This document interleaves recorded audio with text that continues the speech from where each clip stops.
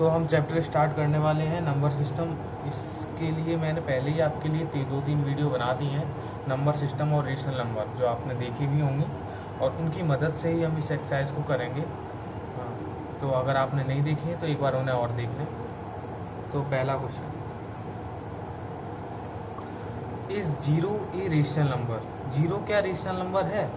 Zero आप जानते हैं, जीरो रेशनल नंबर है, पहला क्वेश्चन ना। तो मैंने आपको बताया था, ऐसे ही एक एक नंबर के क्वेश्चन है, मैं डिटेल बता रहा हूँ इसलिए भले बड़ा हो जाए। तो रेशनल नंबर में मैंने आपको बताया था, रेशनल नंबर के 2 पार्ट होते हैं, एक इंटीजर और एक फ्रैक्शन। तो रेशनल नंबर के 2 पार्ट। तो रेशनल नंबर का मेन मतलब है क्या वो P/Q की फॉर्म में लिखा जा सकता। तो अगर जीरो को हम इस तरीके से लिख दें, 0 1/2, 0/1, 0/2, 0, तो क्या ये रेशनल नंबर नहीं है? यस, ये एक रेशनल नंबर है। तो पहले तो इन्होंने कहा जीरो रेशनल नंबर है, तो हमने कहा yes, zero is a rational number, yes, है ना। वो जीरो रेशनल नंबर है। फिर उन्होंने कहा can you right in the form of P/Q?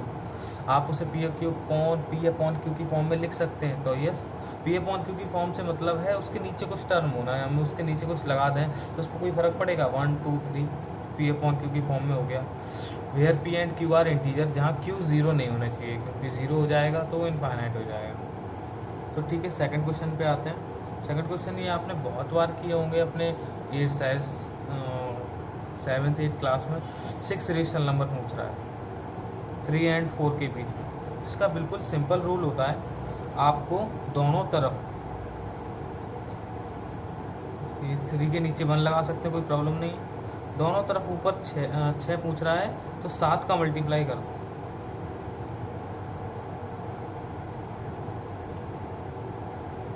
ऊपर भी और नीचे भी। तो यहाँ बन जाएगा 21/7 और ये बन जाएगा 28/7।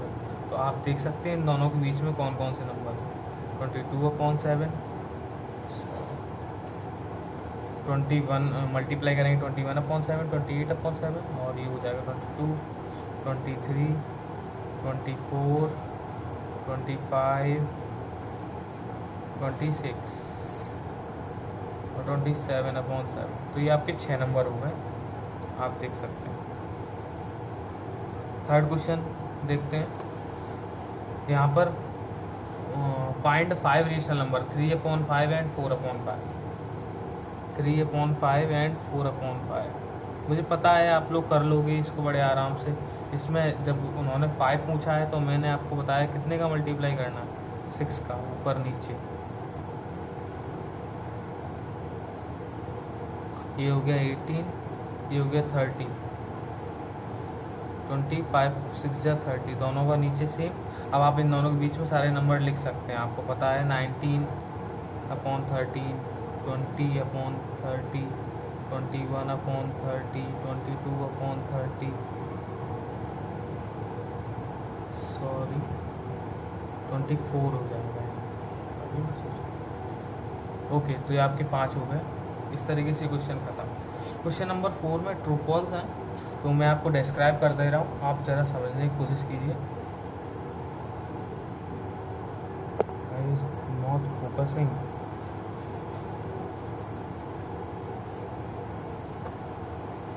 ओके, तो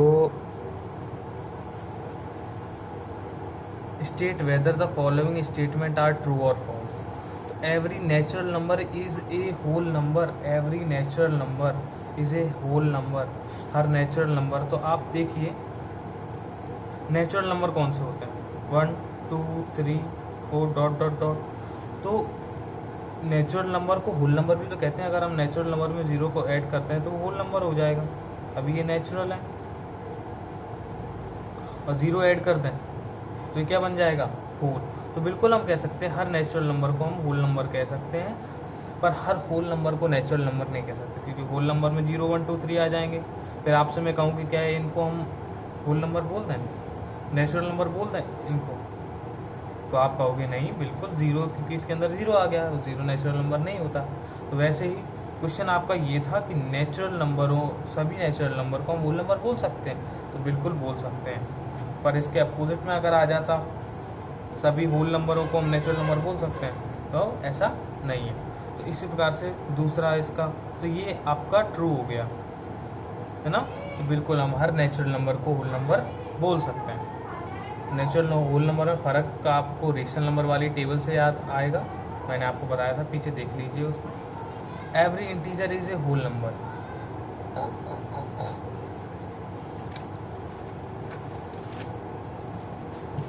एवरी इंटीजर, तो हर इंटीजर 3 प्रकार के होते हैं ना। एक तो नेगेटिव, जैसे -1, -2, -3, 0, 1, 2, 3 इस तरीके से चलते हैं दोनों साइड से, है ना। ये गए आपके इंटीजर। अब इन इंटीजर्स को आप होल नंबर बोल सकते हो, इन सबको क्या आप बोल सकते हो कि ये सारे होल नंबर हैं। होल नंबर तो सिर्फ 0 से लेके यहाँ तक होते हैं, इसलिए क्या हो गया, false. Second is false. Third देखिए, थर्ड में बोला है इन्होंने every rational number is a whole number. अब रेशनल नंबर आपको समझने पड़ेंगे। रेशनल नंबर में आपके फ्रैक्शन भी आते हैं, इंटीजर्स भी आते हैं, इंटीजर प्लस फ्रैक्शन ये दोनों आते हैं, है ना। तो हर इंटीजर और फ्रैक्शन को आप होल नंबर बोल सकते हो, होल नंबर ही बोला है ना, होल नंबर बोल सकते हो। जब हम इंटीजर को होल नंबर नहीं बोल सकते, तो इन दोनों को जोड़ के कैसे बोल सकते हैं ना, कॉमन सेंस की बात है। तो इस वजह से ये भी क्या हो गया, फॉल्स। ठीक है, तो आपकी नेक्स्ट एक्सरसाइज, ये बहुत छोटी सी एक्सरसाइज थी, इसमें कुछ है नहीं। आपकी नेक्स्ट एक्सरसाइज पे आते हैं। कई लोग बोल रहे थे कि सर मैंने सॉल्यूशन भेजा, मैंने सोचा कि पुरानी क्लासेस का है तो आपको जल्दी समझ में आ जाएगा, पर कई लोग बोल रहे थे सर नहीं समझ में आ रहा है, तो मैंने सोचा चलो सॉल्यूशन देना ही पड़ेगा इनको सॉल्व करके। ओके, तो यहाँ पर भी आपको शुरुआत में ट्रू और फॉल्स है, बस जस्टिफाई और आंसर की तरह है। तो पहला question, every irrational number is a real number. तो मैंने आपको बताया था रियल नंबर के 2 पार्ट, एक रेशनल और एक इरेशनल। तो अब इन्होंने कहा है इरेशनल। इरेशनल नंबर मैंने कहा √2, √3, √7 ये सारे इरेशनल हैं। तो क्या हम इनको रियल नंबर नहीं कह सकते? बिल्कुल कह सकते, क्योंकि वो उसका पार्ट है ना।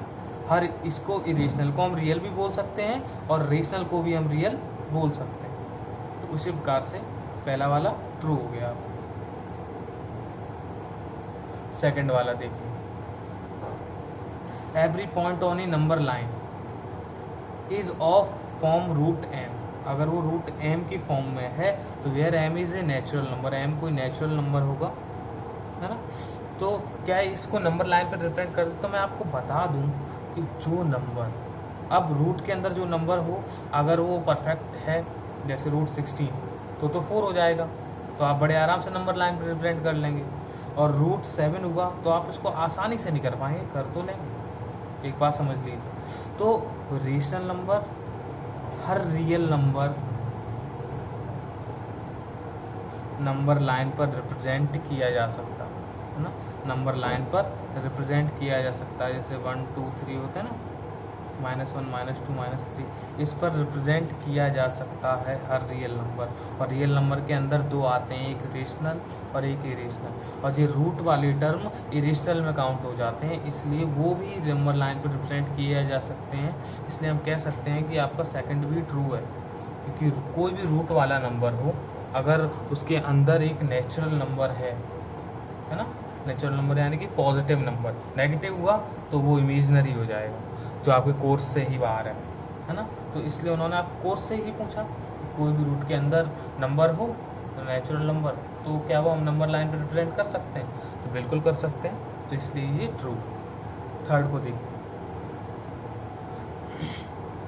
थर्ड पढ़ लेते हैं। Every real number is an irrational. Her real number को हम इरेशनल बोल सकते हैं। जैसे कि मैंने आपको बताया कि रियल के 2 पार्ट, रेशनल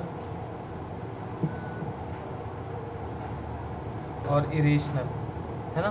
तो इन्होंने कहा हर रियल नंबर को, अब इन्होंने रियल नंबर को डिफाइन किया, यानी कि रियल नंबर में लिख दो, इसमें रेशनल भी है और प्लस इरेशनल भी है ना। रियल नंबर के अंदर ये दोनों है, रेशनल भी है और इरेशनल भी है। अब इन्होंने कहा कि हम इसको रेशनल नंबर बोल सकते हैं, तो हम इन दोनों को रेशनल नंबर तो नहीं बोल सकते ना, क्योंकि इसके अंदर रेशनल भी है और इरेशनल भी है, इसलिए ये फॉल्स। इसके आगे बात करते हैं। सेकंड क्वेश्चन आपका, सेकंड क्वेश्चन बोल रहा है are the square root of all positive integer is irrational.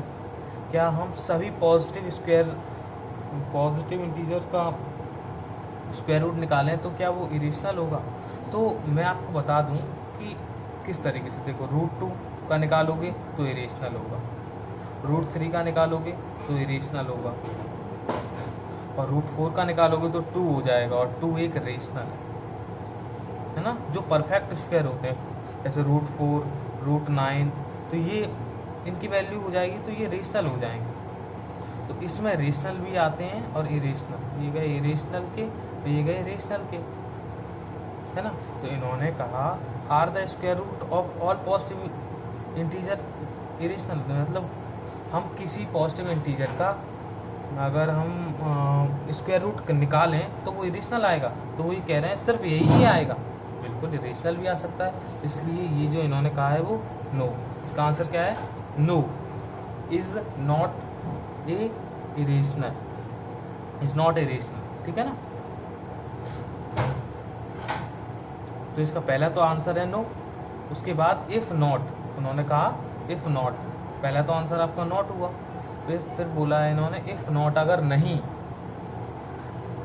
तो give an example square root of number that rational. तो कोई एग्जाम्पल दो, मैं एग्जाम्पल दे रहा हूँ, जैसे कि यहाँ दिए था √4 की वैल्यू 2 होती है और ये आपका क्या है?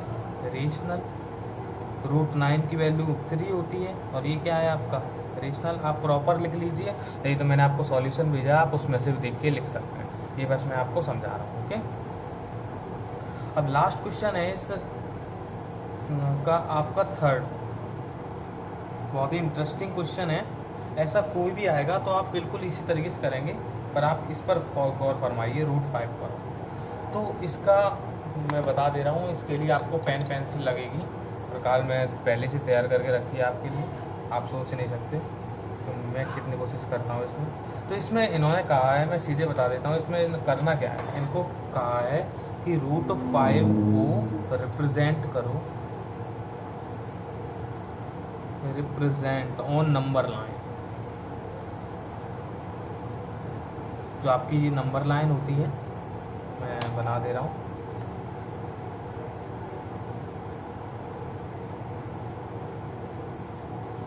इस पर आपको रिप्रेजेंट करना है। आप यहाँ 0 लगा लीजिए, 1 सेंटीमीटर, 2 सेंटीमीटर,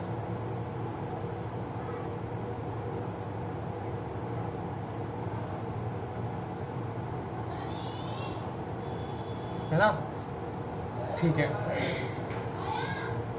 तो सबसे पहले आप बेस में 2 लेंगे, क्या लेंगे? 2 यूनिट ना, 2 यूनिट का आप बनाएंगे। ये हो गया 1 और ये हो गया 2, तो 2 यूनिट पे लेंगे और इस पॉइंट से आप एक परपेंडिकुलर ड्रॉ करेंगे 1 यूनिट का। कितने यूनिट का? 1 यूनिट का। उम्मीद है आपको दिख रहा हो, एकदम सीधा सा। और आप इसको इससे मिला देंगे, स्केल से मिला देंगे।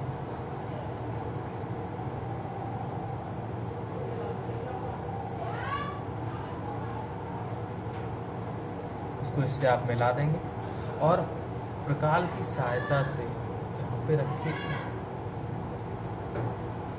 यहाँ पर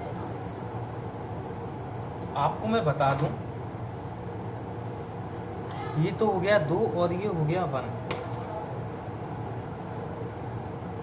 यहाँ से यहाँ तक 1 हो गया। तो ये जो आपकी वैल्यू निकल के आएगा वो आप इसको पॉइंट मान सकते हैं, P इसको मान सकते हैं Q, और जहाँ पर ये काटा है ना, ये जो हमने मार्क किया है इसको हम A मान लेंगे। तो यहाँ पर हम लिख सकते हैं OA बराबर √5, क्योंकि OQ बराबर √5 है ना।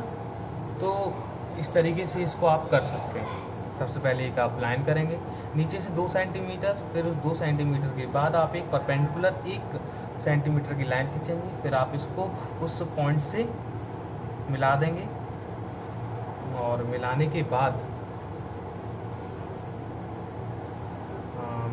बाद आप प्रकार से इस पॉइंट को रख के नीचे तक खींच देंगे और जो जहाँ पर इस लाइन पर ही काटेगा वही आपका √5 होगा। अब आप सोचते होंगे ये कैसे पॉसिबल है, तो आपने पाइथागोरस तो सुनी ही होगी, हाइपोटेनियस।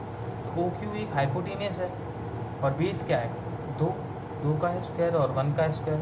अगर आप यहाँ hypotenuse square, perpendicular square, base square, यही होता है ना, हाइपोटेनियस, परपेंडिकुलर और बेस। या आप बेस और परपेंडिकुलर लिख सकते हैं क्योंकि मैंने वैल्यू आगे पीछे लिख दी है। बेस 2 हो गया, परपेंडिकुलर 1 हो गया, 2 का स्क्वायर 4, 1 का स्क्वायर 1, या हाइपोटेनियस। यहाँ से हाइपोटेनियस निकल के आई √5, तो OQ आपके हाइपोटेनियस ही है, आप देख सकते हैं। तो OA और √5, इस तरीके से आपकी एक्सरसाइज ख़त्म हो गई। तो आप इसको कॉपी पर कर लीजिएगा, अच्छा होगा। ठीक है, मैं आगे की वीडियो आपको आगे दे दूँगा।